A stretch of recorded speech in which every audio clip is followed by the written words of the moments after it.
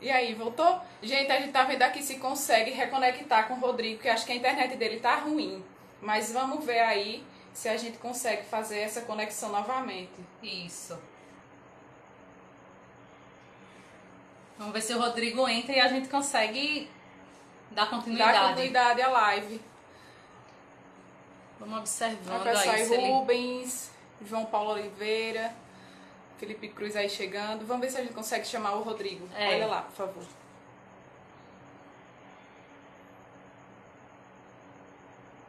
Ele ainda não tá, não. Eu acho que a internet dele deve estar um pouco ruim, né? Acontece. É. Acontece, mas vamos ver aí. Vamos esperar ele entrar, minha gente, só um pouquinho.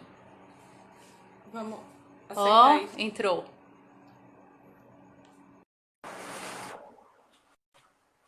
Vamos ver, Guimarães entrando aí, ó. Obrigada. Vamos ver, acho que... Vamos... Oi, Rodrigo. E aí? Olá, meninas. Agora melhorou um pouco, hein? Pra mim também tá melhor aqui vocês. Então não vamos nem falar, né, Rodrigo? Vamos lá, vamos ver se dá pra gente fazer melhor, né? Porque tá caindo a internet. Então, Rodrigo, aí eu queria que você falasse aí da sua história, como você chegou na entomologia forense, que os nossos seguidores querem saber um pouquinho de você. Ok, é um pouco longa, mas eu vou tentar resumir e falar devagar, tá? Como alguém pediu aí. Pode falar. Então, gente, primeiramente, boa noite a todo mundo que está aí vendo a gente, que está interagindo, tá? Obrigado pela presença de vocês, pelo interesse no assunto. Agradeço a vocês, meninas, pelo convite, por poder participar de mais esse evento que vocês estão aqui promovendo. Então, bom, vou começar do começo, literalmente, tá? Vocês perguntaram da minha trajetória até onde eu cheguei a atuar como perito na área de entomologia forense. Gente, só um parêntese aqui. Eu não consigo ler e falar ao mesmo tempo, tá? Então, porque o pessoal tá dando boa noite. O pessoal tá dando boa noite e eu vou ser mal educado, não vou responder agora. Então, Querem saber do conteúdo, então, a primeira vez que eu ouvi falar na palavra entomologia forense, eu estava na graduação, isso foi em 2002. Eu estava cursando a disciplina, era uma disciplina optativa da minha grade, que era a entomologia, e porque eu sempre fui apaixonado por insetos desde criança, quando eu entrei na universidade, eu corri para o laboratório de entomologia desde o primeiro semestre e nunca mais saí. Então, eu estava cursando essa disciplina, ainda faltava 2 anos para eu terminar a graduação. E no início da disciplina, o professor começou a falar das aplicações da entomologia. Falou da entomologia agrícola, entomologia veterinária, enfim. E aí ele falou em entomologia forense. Quando ele explicou o que era a entomologia forense, que até então eu nunca tinha ouvido falar, então, assim, deu um lampejo na minha cabeça, né? Eu consegui, enfim, aquilo ali atiçou a minha curiosidade. Eu sempre gostei de ver aqueles documentários sobre perícia, sobre investigação, aqueles documentários do FBI, do Discovery Channel, sobre investigação, né, de homicídios e tal. Mas eu nunca achei que, como biólogo, eu pudesse trabalhar com aquilo, né? Eu achei que não tinha nenhuma conexão. Então, para mim, ia ficar só no mundo da admiração. E aí, quando ele falou isso, a entomologia forense, então, né, deu aquela luz de felicidade. Mas aí tudo bem. Eu continuei meu projeto no laboratório de entomologia. Eu trabalhava com abelhas, abelhas solitárias de floresta tropical, né, de Mata Atlântica, e continuei, inclusive durante o mestrado. E aí, quando foi em 2004, desculpa, teve um congresso de zoologia em Brasília, na Universidade de Brasília. Eu fui para esse congresso e aí tinha acabado de lançar o livro da Janira, a primeira edição do livro da Janira, Entomologia Forense, quando os insetos são vestígios. Beleza, comprei o livro e me apaixonei. Falou, não, eu quero enveredar por essa área. Então, de 2003 até 2007, mais ou menos, 2008, até 2008,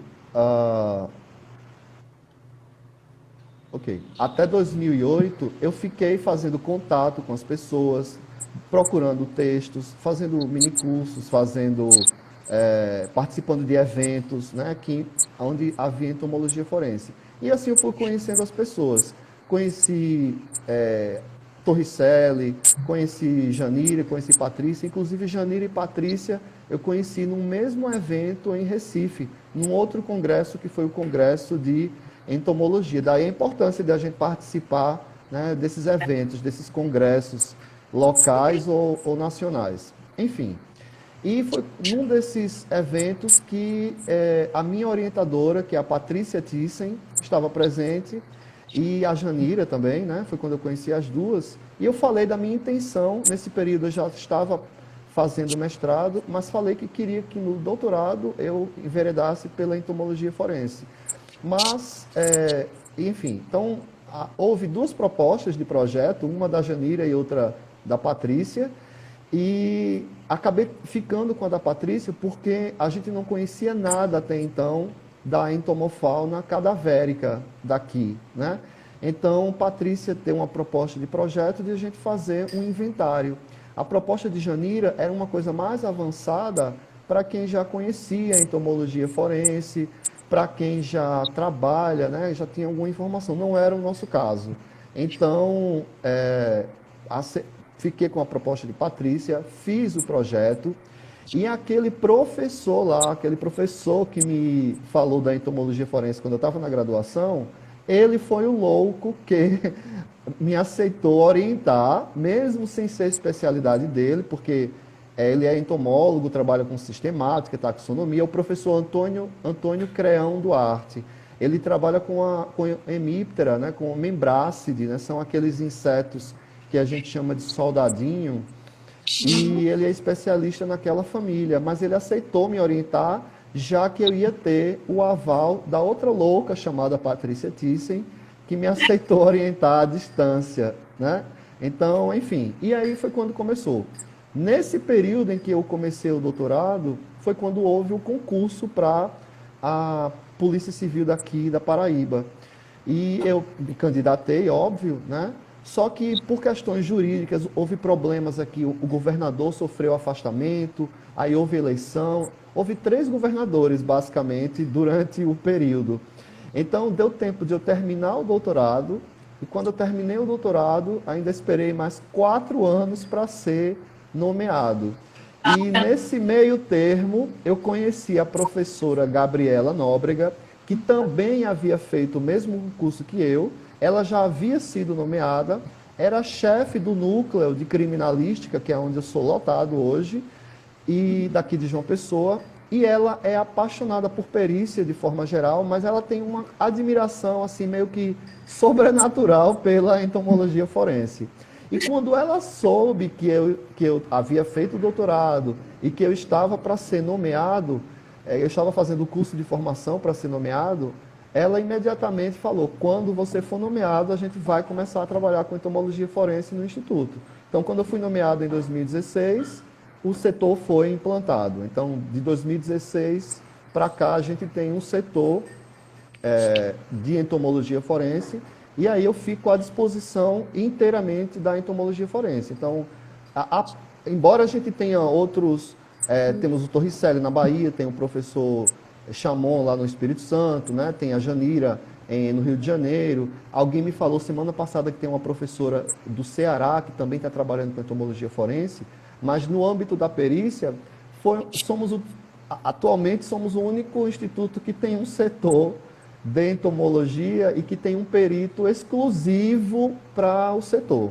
Tá? Então, é isso aí. E você também é professor de ensina onde? Isso, esqueci de falar. Eu sou professor de biologia geral, de uma faculdade daqui de João Pessoa chamada Uniesp, tá? Centro Universitário Uniesp. Então, no caso, você é biólogo licenciado. Eu sou biólogo licenciado e bacharel. Eita! Muito bom. Deu para ver que o Rodrigo tem uma longa história, né? Uma longa trajetória aí, trabalhando já com insetos dentro da entomologia. Então, Rodrigo, mais a pergunta que não quer calar, né? As pessoas querem saber, afinal, o que é entomologia forense, quais as aplicações dentro dessa área. Então, fala aí um pouquinho para a gente. Porque tem muitas pessoas que são curiosas. Isso, claro. É, isso que eu ia perguntar a vocês. Eu sei que, né, desses milhares de pessoas que seguem vocês, nem todo mundo é biólogo, né? E, né, nem todo mundo é biólogo, devem ser poucos biólogos. E mesmo assim, enfim, nem todos os biólogos também têm esse aprofundamento, né, no conhecimento dos insetos, que é normal, né? Como a gente também não vai ter um aprofundamento em quinidários, né, em outros animais aí. Mas enfim, então vamos falar de forma bem geral, ok? Para todo mundo.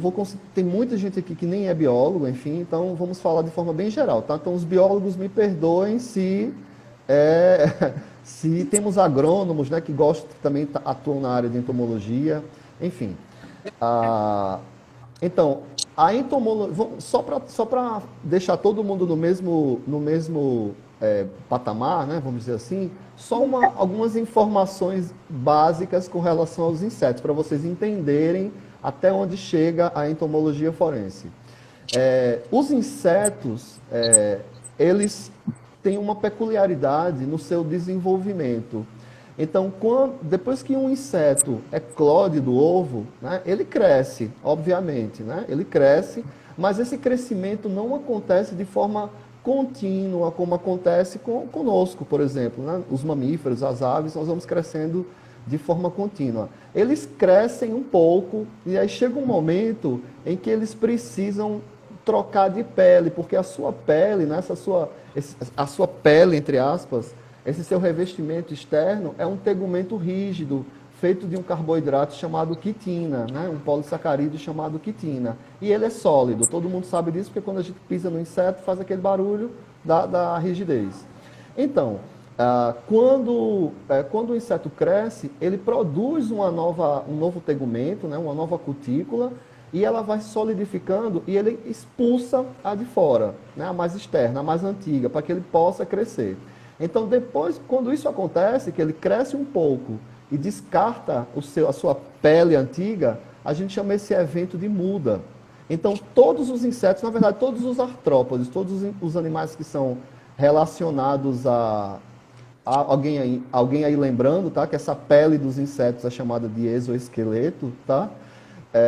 Então, quando isso acontece, é chamado de muda, e todos os insetos passam por isso. Em alguns deles, essa muda nem é tão drástica, como, por exemplo, nas baratas, nos percevejos, né?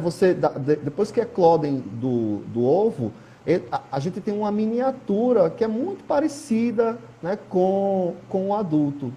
E tem outros insetos...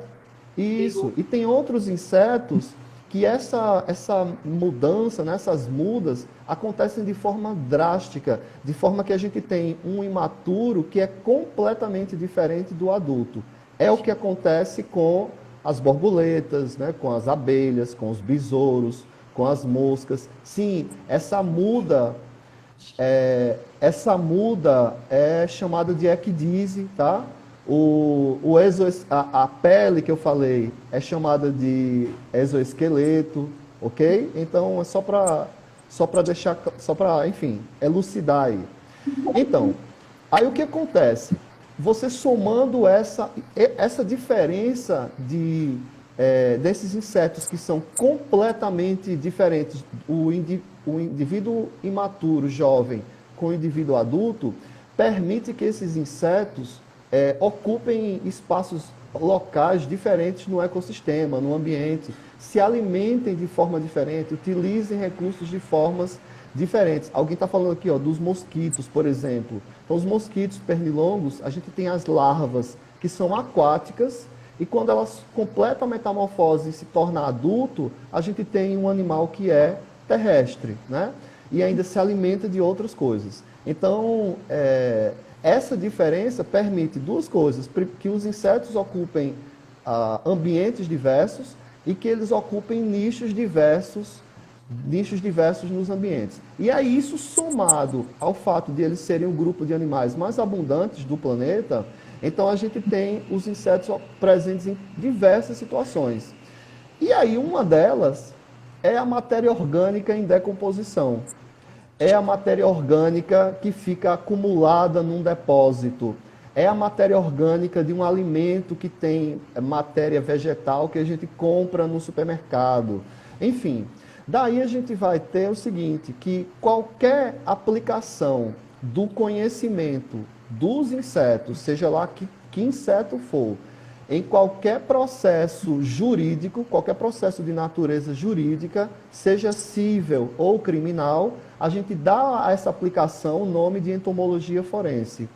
Graças a essa diversidade de espécies dos insetos e os nichos, né, os espaços, aquilo do que eles se alimentam nos ambientes, a gente vai ter aplicações diversas. Então, desde situações, por exemplo, em que você comprar um produto no supermercado e esse produto vem infestado de insetos, sejam larvas, sejam ovos, sejam pulpas, sejam imaturos, sejam adultos, seja o que for, até você chegar num hospital, por exemplo, e um paciente da sua família, um amigo seu, ou qualquer paciente, por falta de cuidados adequados, por negligência lá do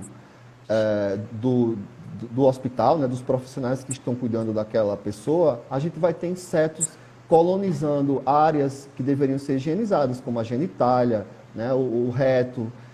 A gente pode ter feridas que podem ser ocupadas por insetos. Então, isso são situações que podem gerar processos jurídicos. Até o caso mais extremo, que é quando uma pessoa é morta, né? Quando ela sofre é vítima de um homicídio e esse corpo é deixado em algum lugar. Então, a gente vai ter esses insetos que fazem parte do que a gente chama de fauna cadavérica. Eles são os primeiros a localizarem o corpo e são os primeiros a começarem a se alimentar daquele corpo. Então, isso continua. Enquanto houver recurso, né, tecido mole no cadáver, enquanto houver tecido mole no cadáver, eles vão se alimentar e a gente tendo acesso a esses insetos, conhecendo o ciclo de vida,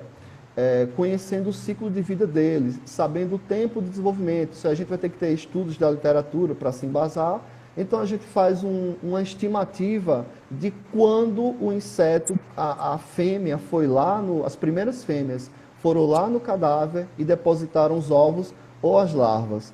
Então a gente, nesse momento, a gente estima a data de início da colonização do cadáver pelos insetos, e aí a gente vai ter a estimativa de um intervalo pós-morte mínimo, tá? Por que mínimo? Porque a gente pode ter pego alguns insetos, isso pode ser que você tenha deixado passar algumas horas, né? Já aconteceu de passar algumas horas, por exemplo, e os insetos que você coletou não representem exatamente os primeiros, mas estão entre os primeiros. Mas de modo que, como a gente trabalha com estimativas de data, né, não de hora especificamente, então isso é a ferramenta mais precisa que a gente tem hoje para estimar esse intervalo pós-morte mínimo e obter uma possível data da morte. Tá? Aqui conosco tem batido 97% das vezes. Isso só não chegou a 100% porque houve situações de o cadáver já estar extremamente avançado do ponto de vista da decomposição e não ter mais tecidos moles, né? Ou o cadáver estava inumado, né, enterrado há um bom tempo e foi encontrado com muito tempo, então, enfim, a gente acabou perdendo aquelas primeiras informações dos primeiros insetos. Então, no caso, quando acontece um homicídio, eu queria saber qual é a primeira etapa. Você é convocado assim que encontra um corpo, e aí você faz a segunda etapa, a primeira coleta, depois eu faço o quê? Certo. Tá. Então, quando é encontrado um corpo, então nós temos os colegas que estão de plantão na equipe de morte violenta, né, para atender as ocorrências de local de crime. Então, quando é encontrado um corpo, e o pessoal, o colega que está de plantão, que vai atender aquela ocorrência, ele liga para mim, me avisa, né? Rodrigo, foi encontrado agora um corpo em decomposição, enfim. E aí eu vou para o instituto, e se eu não estiver lá, né? Se eu não estiver lá, eu vou para o instituto e de lá eu vou junto com o pessoal para o local. Então, chegando no local, a gente faz primeiro os procedimentos de levantamento do local, procurando vestígios, né, da infração criminosa, qualquer vestígio relacionado ao fato. E enquanto isso, eu já posso também, né, além de auxiliar o colega nessa etapa, eu já posso ir olhando como é que está o comportamento dos insetos no cadáver. Se já tem insetos que estão saindo do cadáver, isso dependendo da fase de decomposição que se encontra o cadáver, já dá para ter uma ideia. Se tem insetos deixando o cadáver, ou se ainda eles estão colonizando o cadáver, né, se alimentando daquele cadáver. Então, depois que a gente faz todo esse procedimento do local, no entorno do cadáver, aí a gente vai para o cadáver. Então, chegando ao cadáver, a gente procura lesões, procura sinais de violência, e aí eu passo a coletar os insetos. E aí o procedimento vai variar um pouco, dependendo se eu vou coletar ovos, se eu vou coletar larvas, se eu vou coletar larvas em dispersão, né, que já se alimentaram do cadáver, ou se eu vou coletar pupas, já no cadáver ou enterradas, por baixo ou no entorno do cadáver, tá? Se for em local que não tenha solo, for uma residência, por exemplo, ou um local que não tenha solo de mata, né, solo, areia, terra, então os insetos estarão ali, né, no colchão, no sofá. Eu já fui em uma situação que os insetos, as larvas, saíram do corpo na cama, pularam para o chão, subiram o guarda-roupa e foram empupar dentro do guarda-roupa. Então, elas deixam um rastro que dá para ver no local. Rodrigo, uma coisa que é bom também ser falado é esse PM. Essa estimativa de pós-morte ela é feita com base nos insetos e não no dia da morte do cadáver, né? Que muitas pessoas confundem aí. Então, eu acho que é bom deixar claro. Isso. Então, veja bem. O que acontece é que os insetos necrófagos, eles começam a colonizar o cadáver em questão de segundos. Às vezes a pessoa, dependendo da morte, nem terminou de morrer e já tem moscas ali perto para colonizar o corpo. Então, isso acontece de imediato. De modo que a gente, quando estima a data de início da colonização, né, a data em que os insetos chegaram ao cadáver, isso em 100% das situações, se o corpo não tiver sido vedado, né, se não tiver sido totalmente vedado, e mesmo assim os insetos ainda chegam depois de algum tempo, essa data coincide exatamente com a data da morte. Então, por isso que às vezes há essa confusão. A gente não estima a data da morte. A gente estima, né, a data de início da colonização dos insetos pelo cadáver. Mas aí isso fica o contrário, do cadáver pelos insetos. Mas aí isso fica claro no laudo que essas datas coincidem por causa da chegada rápida do inseto.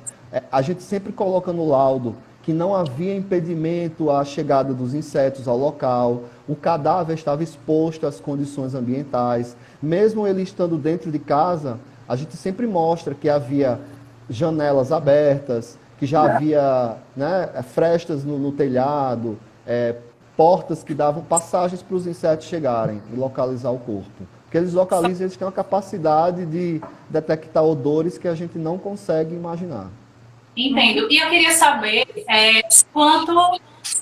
quantos por cento a entomologia ajuda a identificar esse intervalo, né? Porque eu sei que tem outras técnicas, a química, né?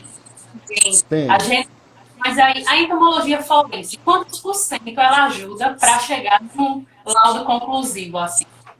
Então, veja bem, até cerca de 24 a 48 horas após a morte, os fenômenos cadavéricos, né, que se instalam no corpo, eles dão ajuda. A questão é que eles não apontam uma data, eles dão um prazo de tempo, vamos supor, de 36 a 96 horas, 36 a 72 horas, por exemplo. Né? Então, até 48 horas, né? Eu ainda costumo dizer até 24 aqui, porque a decomposição aqui é muito rápida. Então, até 24, 36 horas, os fenômenos cadavéricos dão uma boa orientação nesse sentido. Mas passou de 48 horas, o único método que a gente tem com precisão é a entomologia forense. É a estimativa, né? É o cálculo do grau de acumulado para estimar esse intervalo pós-morte mínimo.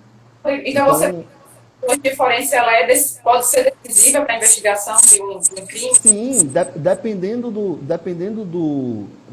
crime, né? Dependendo do crime, todas as outras áreas da criminalística, né? Todas as outras ciências forenses, cada uma delas pode ser, em algum momento, uma em particular, ser decisiva, né? na elucidação completa daquele fato. Mas todas elas vão, de alguma forma, dar alguma informação que, no seu conjunto, vão elucidar. Não tem aquela ciência, né, que elucide tudo, né? Às vezes, a única informação que se vai ter, no caso de um homicídio, é a provável data da morte. Então, isso aí já dá um norte imenso para a equipe da Delegacia de Homicídios. Principalmente quando o corpo já está em decomposição muito avançada, não tem identificação, né? Não se sabe quem estava desaparecido, coisas que às vezes vão sendo descobertas com a investigação. E quando se tem uma data da morte estimada, então você tem um farol enorme nisso aí. Ô, Rodrigo, então, você sabe que a gente tem um público muito amplo, né? E você sabe que, com certeza, deve ter aqui muitas pessoas interessadas na área da entomologia forense. Então, a gente queria saber de você, aqui no Brasil, sobre a entomologia forense, trabalham forte aí dentro dessa área. Aqui, ó, junto com essa pergunta, eu vou fazer aqui a pergunta que está perguntando aqui para você, Rodrigo. Como está a situação da área? Ele coloca, todos sabemos que é uma área que depende de concurso, mas é uma área que precisa de profissional, correto? Lembro do Torre falando isso na outra live. E aí, como é que está a área? Como é que está a questão para trabalho, né? Acho que é isso que ele está querendo saber, Felipe. Então, em termos de pesquisa, né, em termos de pesquisa na área acadêmica, atualmente, até onde eu sei, tá, eu posso estar desatualizado, posso não estar com essa informação, enfim, até onde eu olhei, a gente tem um professor Simão Vasconcelos em Pernambuco, que ele ainda trabalha com entomologia forense. A gente tem a professora Patrícia Thyssen lá na Unicamp, tá, lá em Campinas, que trabalha com entomologia forense. A gente tem lá no Amazonas, lá no Amapá, a gente tem uns peritos que também trabalham, né, com entomologia forense, que é o Pablo Abdon, né, acho que vocês conhecem. Ele trabalha com entomologia forense e eu sei que ele orienta alguns alunos também, mas ele é perito, tá? Ele não é professor, né, não trabalha na universidade. A gente tem o professor Chamon lá no Espírito Santo, porque ele é professor também do IF de lá. E eu soube que tem uma pesquisadora no Ceará, que eu não conhecia, fiquei sabendo semana passada na live. E aí o que acontece? Alguma pessoa me perguntou aqui, e eu acho que é a mesma pergunta do Felipe aí, se para trabalhar com entomologia forense na perícia, precisa ser entomólogo forense já de formação. Bom, não precisa ser entomólogo forense de formação, não precisa ter feito mestrado ou doutorado em algum projeto voltado para a entomologia forense, mas que essa pessoa tenha um mínimo de conhecimento, né, sobre insetos e tenha interesse. Porque durante a formação, se ela for trabalhar num local onde existe a entomologia forense, ela vai passar por um treinamento na área de entomologia forense, que é o treinamento igual a todas as outras áreas da criminalística. A gente recebe treinamento em balística, em documentoscopia, né, enfim, em levantamento de impressões digitais, todas essas áreas a gente recebe treinamento. E a entomologia forense é uma delas. O empecilho, né, o que torna um pouco complicado, é a questão de lidar com os cadáveres em decomposição, porque nem todo mundo, né, tem interesse. E a outra coisa é aprender a identificar os insetos, né, porque é a outra parte que é mais complicada. Não é que é difícil, é mais complicado porque requer uma dedicação de você ter que estar olhando as estruturas, aprender, confirmar, né, se aquela espécie é aquela espécie, porque se você não puder identificar a espécie, você não vai conseguir fazer a estimativa, porque a gente precisa saber primeiro quem é a espécie. Então, mas esse treinamento, isso não é nada, não tem problema nenhum, não é nada que não se resolva com um pequeno treinamento no laboratório com quem já trabalha com isso. Então, assim, o ideal é que se você vai trabalhar, se você foi aprovado para trabalhar como perito, ou você já é perito e tem interesse em trabalhar com entomologia forense, então tem duas opções. Se lá na sua região não tem nem no instituto, né, na criminalística, nem em universidade alguém trabalhando, que você procure o mais próximo de onde você estiver. Seja um perito, seja um profissional, um pesquisador de algum centro universitário, né? Que trabalhe com isso, para poder você sanar essas lacunas aí. A gente tinha, até 2016, mais ou menos, o professor Pujol, lá na UNB, lá em Brasília, mas ele saiu da entomologia forense. Ele continua trabalhando com insetos, mas não mais com entomologia forense. Ele trabalhou com, acho que mais de 10 anos. A gente tinha também o professor Cláudio Carvalho em Curitiba, que trabalhou por muitos anos com entomologia forense, mas agora ele voltou focou na sua área, que é a taxonomia sistemática, e é com que ele continua trabalhando. Inclusive, muitas das chaves de identificação que a gente tem para os insetos necrófagos, foi o professor Cláudio Carvalho que fez. Ô, Rodrigo, então aí enriquecendo mais uma área aí dentro da entomologia, que é a taxonomia, né? Que também é uma área que é muito carente, que necessita muito aí de especialistas. Então, muito bacana aí a sua fala em relação a isso, muito feliz. No caso da taxonomia, né, aí veja bem, a importância de você conhecer os insetos da sua região, daquele local. E é por isso que a gente não pode usar o que algumas pessoas chamam de padrão de sucessão para a estimativa de intervalo pós-morte, porque não existe um padrão de sucessão, né? Porque a fauna varia, a decomposição varia, muita coisa varia. Então isso, infelizmente, é só uma utopia. A gente adoraria que existisse um padrão, mas não existe. Um jeito de querer organizar que não se tem controle, né? Não tem. Então, o que acontece? É importante você conhecer a fauna do local, porque isso já vai ajudar do ponto de vista taxonômico, né? Na hora de você, quando você conhece a fauna daquele local, né, daquela região que você vai trabalhar, então você já sabe o que é que você está procurando, mais ou menos, né? Então, quando você tem esse funil, já adianta muito, já facilita a sua vida do ponto de vista taxonômico. E, às vezes, você tem surpresas. Por exemplo, durante o meu projeto de doutorado, eu fiz coleta numa área de mata que tem aqui em João Pessoa, que é um fragmento de mata enorme, de mais de 400 hectares.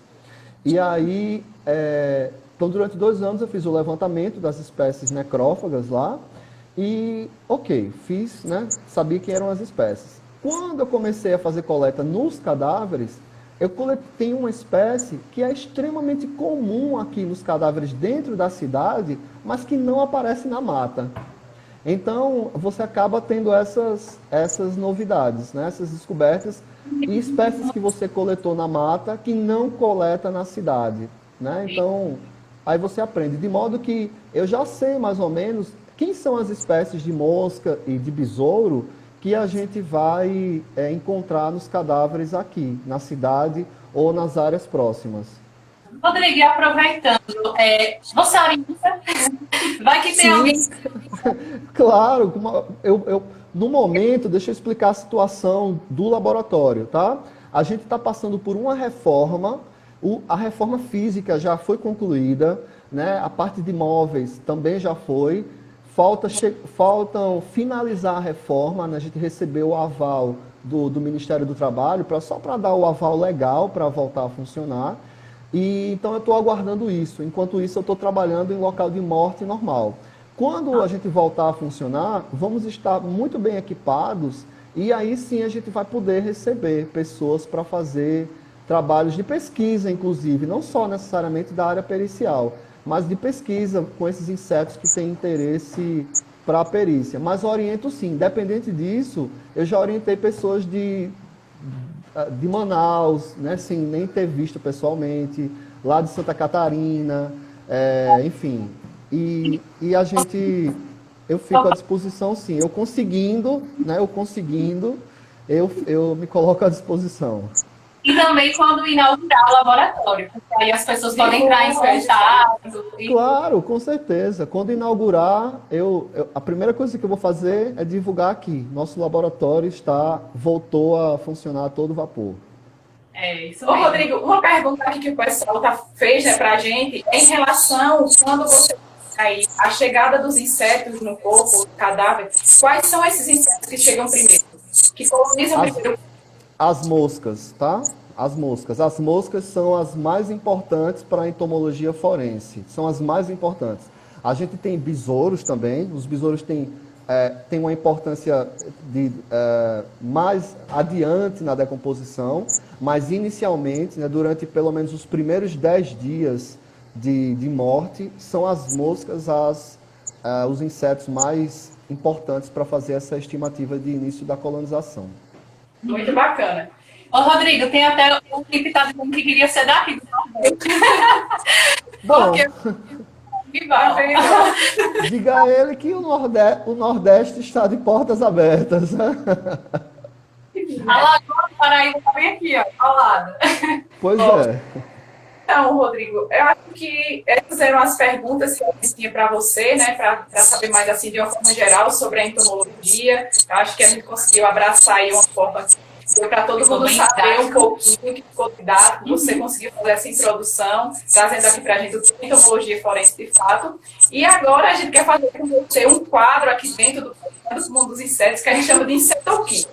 Então, para saber um pouquinho da entomologia forense, a gente tem que saber um pouquinho sobre você, sobre a pessoa do Rodrigo. Quem é o Rodrigo, né? Tem alguma que eu posso dizer passo? Então, para começar, a gente quer saber de você um livro que o Rodrigo gosta e indicaria que não poderia faltar para ninguém ler. A leitura é primordial e é essencial.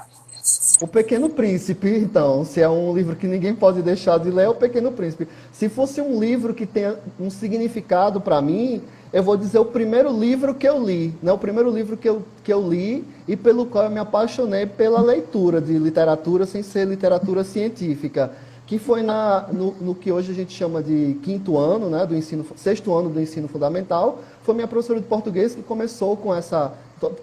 a gente tinha que ler todo mês um livro, e o primeiro que eu li era um livro daquela... Muita gente aqui não vai conhecer, chamado Série Vagalume, da editora Ática, que é uma série infanto-juvenil.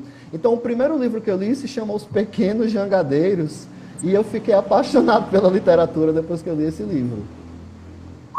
Tá, quero você de orientador. Da minha voz, olha. Da minha voz, já tá aí ganhando.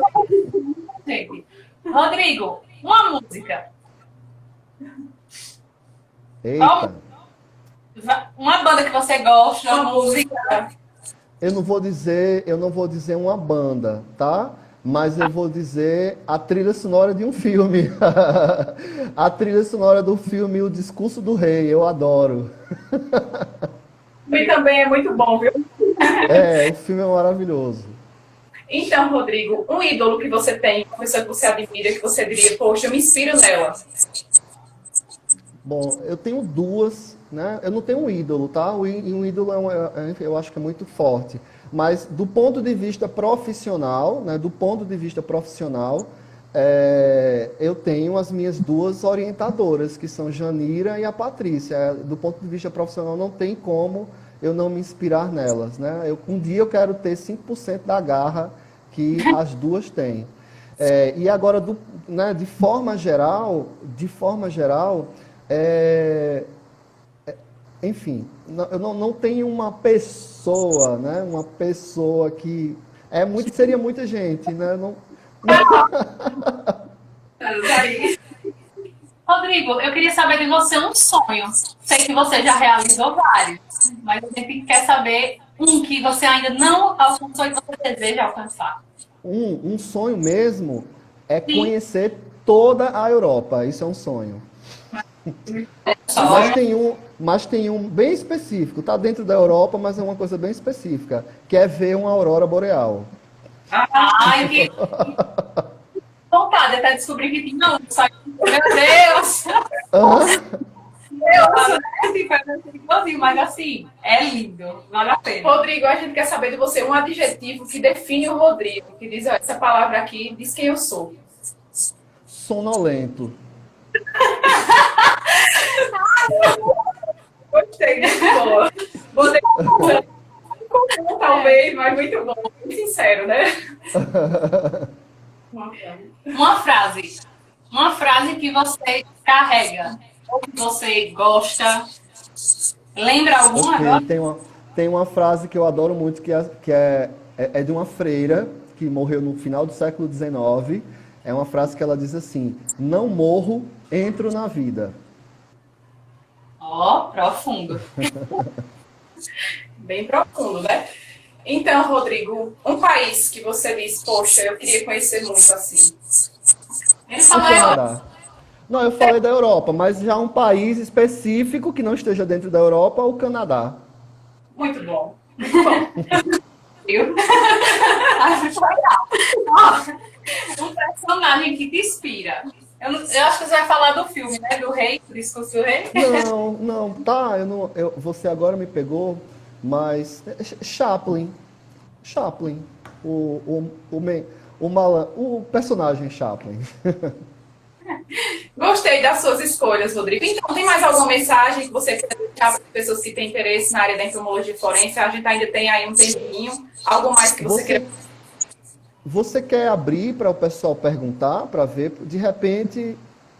Gente, se vocês quiserem aí mandar perguntas que passaram que não viu, a gente contava. Gente, para mim travou, olha só, para mim não estava aparecendo, agora que eu estou vendo. O pessoal ficou falando o tempo todo. Está perguntando quais outras ordens, depois de Díptera, que você considera como Coleóptera, não é, tá? Na verdade, são as... Assim, para estimativa de IPM, a gente tem Díptera e depois Coleóptera, certo? Mas do ponto de vista da dinâmica do que acontece no cadáver, num corpo em decomposição, a gente tem os Díptera, temos os Coleóptera e os Himenóptera também. Porque a gente tem himenópteras que se utilizam muito dos tecidos cadavéricos, mas também temos as formigas, por exemplo, que predam, né? Temos vespas, temos vários que predam os insetos que estão lá. Então, dentro da dinâmica do cadáver, a gente tem essas três ordens: Díptera, Himenóptera e Coleóptera. Coleóptera primeiro, né? Na frente. Mas, do ponto de vista de estimativa, a gente tem os Díptera. Alguém perguntou aqui, a principal família de Díptera, sem dúvida, é Califóridae, que são as moscas varejeiras, aquelas verdes metálicas, tá? Depois vem Sarcofage e Califóridae estão basicamente no mesmo patamar do ponto de vista de chegarem logo no cadáver, mas os Califóridae ainda lideram. Tem algumas situações que eu já percebi que os sarcofágios conseguem ter vantagem em relação aos Díptera, por exemplo, aos Califóridae, por exemplo, em corpos que são corpos em rio ou em lagos, né, corpos em situações aquáticas. Eu já percebi que os sarcofágios conseguem colonizar de maneira mais eficiente um cadáver dentro d'água do que os Califóridae. Então tem algumas situações que eles participam disso aí melhor. Ô, Rodrigo, e eu queria te perguntar qual foi o caso que mais te marcou? Teve algum específico? Olha, eu não vou poder contar ele agora, tá? Porque eu contei semana passada, o Torricelli falou que levou mais de 20 minutos eu contando a história.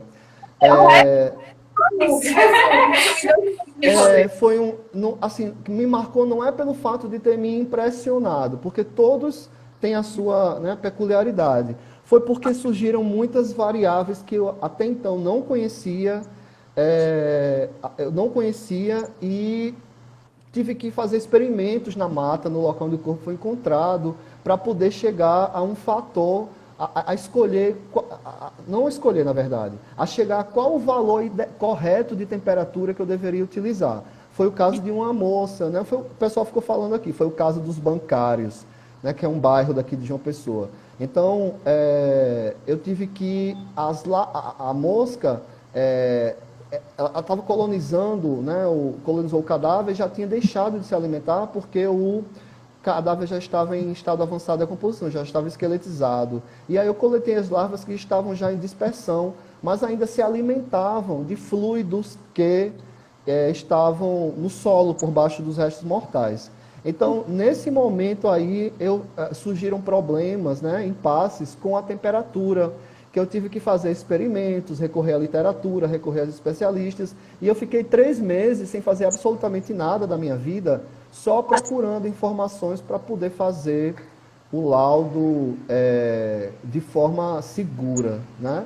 Enfim, então foi esse caso aí, mas foi o caso quase que eu perco o restante dos poucos neurônios que eu tenho nisso aí. Mas ele me marcou por isso. Mas foi muito bom porque eu aprendi um monte de coisa num curto espaço de tempo. Ele me marcou mais por isso. A Luviela aqui. Ela perguntou se tem um curso online. Tem não, mas alguém sugeriu isso e eu e Torricelli estamos pensando em fazer isso, tá? Um curso principalmente para essa questão do IPM, né? Do cálculo, que não tem como explicar assim, sem eu mostrar um papel ou, né, uma tela, não tem como. Aí, veja só, alguém perguntou aqui se os califorídeos são generalistas. Não, não é que eles são generalistas, tá? Eles são bem especialistas mesmo do ponto de vista da colonização do cadáver. Mas eles chegam primeiro mesmo, eles localizam o cadáver, eles são mais abundantes do que em quantidade, não em riqueza de espécies, tá? A gente tem muito mais sarcofagídeos que a gente encontra associados a cadáver do que califorídeos. A lista de califorídeos é menor, mas eles são encontrados em maior abundância e localizam mais rápido o cadáver. Alguém está perguntando aqui se eu tenho uma página. Tem aqui esse perfil, Entomologia Forense, é meu, tá? Alguém perguntou aqui se tem uma página para seguir. Tem essa página, Entomologia Forense. A gente marcou lá no post. Podem me seguir. Olha, alguém perguntou aqui, Denise está perguntando qual o nome da espécie que foi encontrada lá nos bancários. A espécie se chama Hermesia ilucens, tá? Tem um post aqui na minha página com essa mosca, certo? Ela, inclusive, as larvas dela, eu tenho essa fotinha aí do perfil, são larvas dela, dessa mosca, certo? Eu vou escrever aqui o nome da espécie, porque não se fala do jeito que se escreve. Pronto. Então, okay? Eu acho que as perguntas aqui acabaram, acho que ficou muito claro aqui para as pessoas, foi uma coisa bem didática, né? Você conseguiu aí resumir de uma forma bem clara para as pessoas que estão assistindo. E eu acho que você tem mais alguma coisa para colocar, Rodrigo? A gente tem 3 minutos. Olha, você perguntou, né, a questão para as pessoas que têm interesse, né? As pessoas que têm interesse. Primeira coisa que eu falo, se você procure conhecer de forma geral, certo? O mais a fundo que você puder. O que é entomologia forense, como é que funciona, como é o trabalho na perícia da entomologia forense, em relação à entomologia forense, porque muitas pessoas criaram uma ideia meio que romântica da entomologia forense por causa da primeira vez que apareceu na TV, naqueles episódios do CSI, em 2000, 2001, se eu não me engano. Eu acho que foi em 2002, por aí. Apareceu esse episódio, né, em que alguém utilizou insetos para fazer estimativa. Então, às vezes, as pessoas ficaram com uma ideia fantasiosa. Quando chegaram nas universidades para fazer estágio e tal, e viram que a realidade de lidar com o cadáver, de lidar com os odores, de lidar com a parte sistemática, a criação dos insetos, viu que não é uma coisa fantasiosa como aquela série CSI deixa aparecer. Não estou dizendo que é para você desistir, não. É só para você se inteirar, né? Se esclarecer para não achar que as coisas funcionam de maneira mágica, como aquela série deixa aparecer. E não é. Tá? E muitas das coisas que acontecem naquela série são fictícias. Eles não funcionam daquele jeito em canto nenhum do universo, tá? E duro por trás do bastidor, né, Rodrigo? Adoro gente sincera. Tem o tempo que tem exatamente, não tem nada aquela coisa linda, nem lá mesmo nos Estados Unidos, que a série acontece lá, funciona daquele jeito. E tem coisas que não existem. Todo mundo sabe que quem é biólogo sabe que não existe você pegar uma gota de sangue, não estou falando de esfregaço, colocar uma gota de sangue numa lâmina, você colocar no microscópio, você vê vírus, bactérias e a molécula de DNA ao mesmo tempo. E a série mostra isso. Então as pessoas ficam com a ideia mágica da perícia. Isso não existe, tá? Não é perícia ali, não tem nem ciência, né? Enfim. Eu acho que nosso tempo está esgotando. Eu queria muito agradecer a você por ter aceitado o convite, por ter se disponibilizado inteiramente para estar aqui com a gente nessa noite, né? Aí, fazendo esse momento especial para a gente e para os nossos seguidores aí. Então, a gente queria agradecer de coração a você, Rodrigo, e agradecer as pessoas que divulgaram a live, as pessoas que nos seguem, e também falar que a gente está super feliz, porque agora a nossa família é mais de 37 mil. Então, muito obrigada. Maravilha. Parabéns a vocês, meninas, pela iniciativa, pela dedicação, né? Enfim, um dia eu quero ser assim como vocês, com essa garra e toda essa proatividade de vocês. Tá? Agradeço e me coloco à disposição, tá? Estou à disposição de vocês para o que for preciso, que eu puder colaborar, contem comigo. Tá bom, obrigada. E, gente, se vocês puderem, tira print que a gente marca tanto o Rodrigo quanto o Mundo dos Insetos e a gente reposta, né? Todo mundo que participou. E como a Ávila falou, agradeço demais, principalmente as páginas dos Insetos do Sertão, né? Alguns amigos que eu não lembro de todos agora, mas assim, muito legais. Eu vi várias páginas aqui, gente, mas eu não consegui ler, né? Nem eu tenho esse problema cognitivo, eu já falei. Qualquer coisa, eles entram em contato com você. Obrigadão. Obrigado, meninas. Boa noite, tá? Beijo para vocês, tá? Tudo de bom aí. Até a próxima. Vem pro nosso mundo. Beijo.